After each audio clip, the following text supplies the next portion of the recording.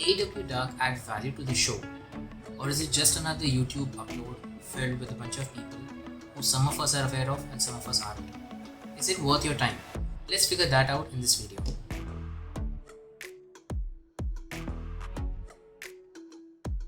Hi everyone, I'm Kushal. This channel is the Wrestling Saga, and I'll be trying to answer those two questions. Is it a value add? Yes. I think so. It's because the show has exposed us to a lot of new wrestlers which most of us weren't previously aware of.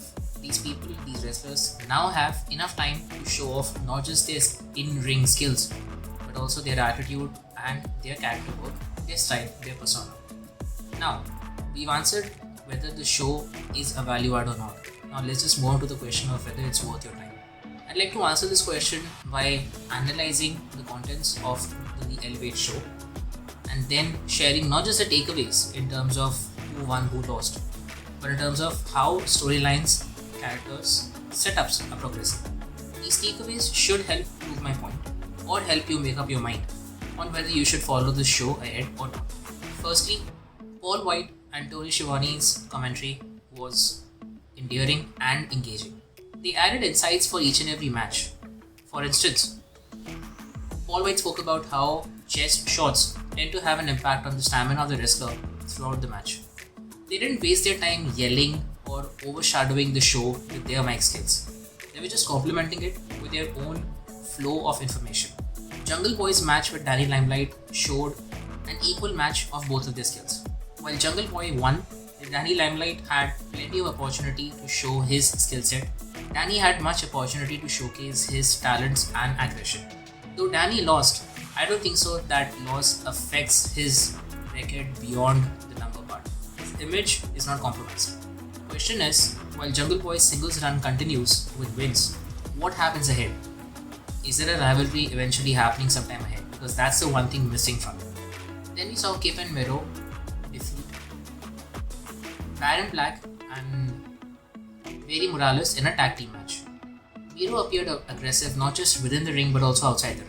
Though they won, Penelope Ford maintained a distance from their post-match win celebration. Her apprehensions after the incident at Revolution continues, it seems. Miro also appears to be a loose cannon kind of a character, and he can lose his temper not just on foes but also friends, should his words and actions not be heeded. I imagine a future angle could happen wherein a rift develops between both of these people and eventually that leads to a rivalry. Big Swole returned from her 2-month medical leave in a match against Skylar Moore, and that's where she defeated Skylar.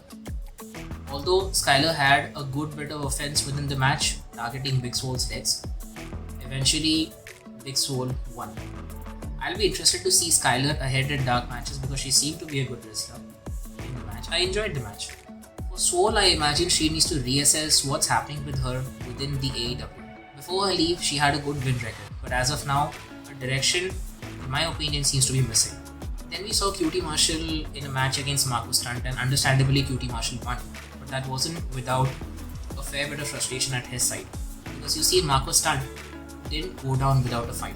Now everyone has seen that QT Marshall is sort of becoming a heel with the passage of time. He left Lee Johnson in their match, he left Dustin Rhodes in the match. Well, he didn't exactly go full-blown heel, but he did take a step in that direction.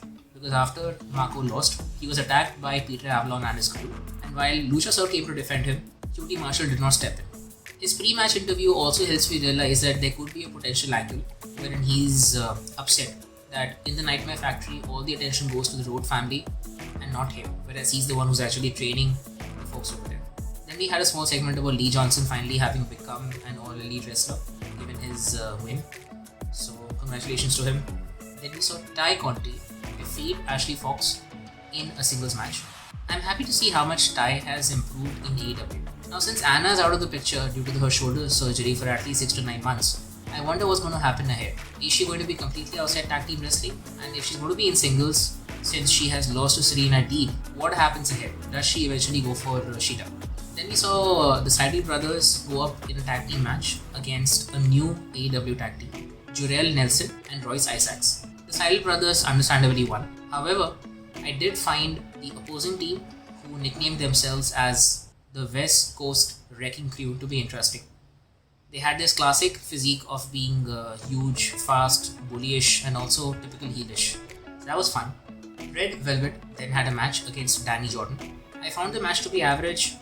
Sure, Danny Jordan had her attitude and Red Velvet had her charisma, but it just didn't interest me for that matter. And after the entire match with Cody and Shaq having gone down and Cody and Red Velvet having lost, what's ahead for Red Velvet? Now that's a question which bothers me as a fan. We saw another singles match between Dante Martin from Top Flight going up against Max Caster from The Acclaimed. Max Caster won the match due to foul play. That does make sense because number one, he's a heel character. Number two, he's had a longer singles run. And then number three, he's had, in my opinion, a good match, the ladder match, which we saw at the Revolution's pay-per-view. There are squash matches and then there are scare and squash matches. That's a phrase I didn't know. I've just invented this. That's what we saw in a match concerning Abaddon and Ray Lynn. For most of the match, Ray Lynn appeared to be scared. She acted well in terms of being scared of Abaddon because that's the persona. Even Shida had gotten scared of Abaddon in her earlier encounters. And the match understandably ended with Abaddon having won. So it's good she's having a reasonable winning streak. But what happens after that? What's the value that she's bringing to the women's roster? Those are loose ends which don't seem to be tied right now. Then we saw Will Hobbs having a match with Brandon Cutler, and understandably, at least in my opinion, everyone assumed Will Hobbs will win, and that he did. The future of Will Hobbs remains unclear. Like, sure, he's squashing people. I believe he has 5 victories in his belt right now. But then, what's the future for him? Does he eventually go for Darby's title? Does he eventually go for the AEW title? Or does he go for the tag team title? That remains unclear. Like I said earlier, there was a match between Diamante and a new wrestler called Layla Gray, wherein obviously Layla Gray is relatively inexperienced compared to Diamante, and Diamante did win the match. My concern or my query is that is her future bound on the tag team front? As in, they have those medals which they keep on wearing and showing off. So when are we going to get a women's tag team wrestling championship? Because they are ideally suited for it. Then we had a 4-man tag team match comprising of the Private Party and the Butcher and the Blade Party, accompanied with the Big Money Matt Hardy, against Dean Alexander, Kali Bravo, Brick Aldridge, and David Ali, in which the Butcher Blade Private Party won. We got a spot from, I believe it was Brick Aldridge, who laid down a fair bit of offense. Besides the winners, he probably walked out with the most exposure because he came to my attention, and yeah, I'll be looking out for that dude's matches ahead. Now, early on, while Mattseidel and his brother were giving an interview after their tag team win, Kenny Omega interrupted and promised him a match with himself on Dynamite later if he were to defeat Michael Nakazawa on Elevate that night itself. And should he get that opportunity with Kenny Omega later after defeating Michael, he can then get a title shot even ahead in the future.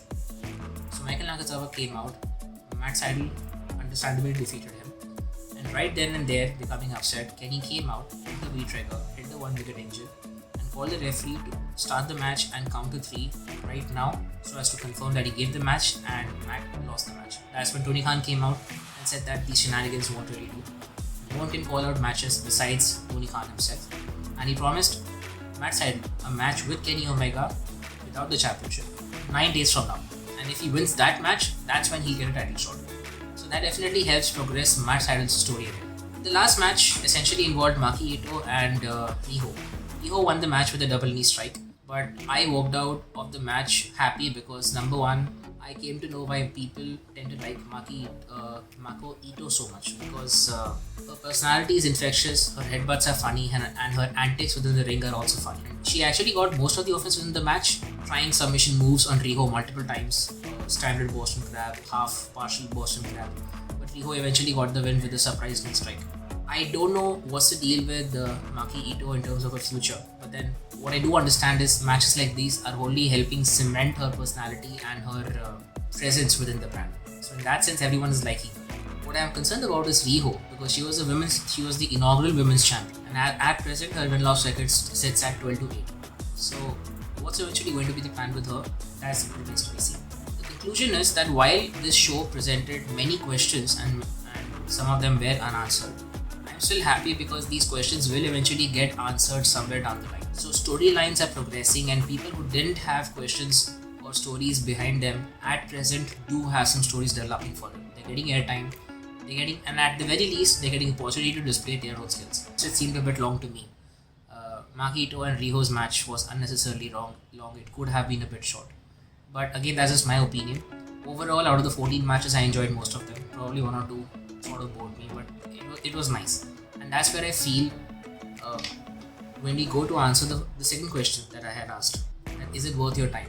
I certainly feel it was worth my time, and given all the points and all the storylines, I'm led to believe that this may possibly be worth your time also. You can definitely give it a check. That's it for now. If you like this video, please consider liking it or sharing it. As always, I hope that during the pandemic, you, your family, your friends and your jobs are all safe and secure. See you all later. Bye.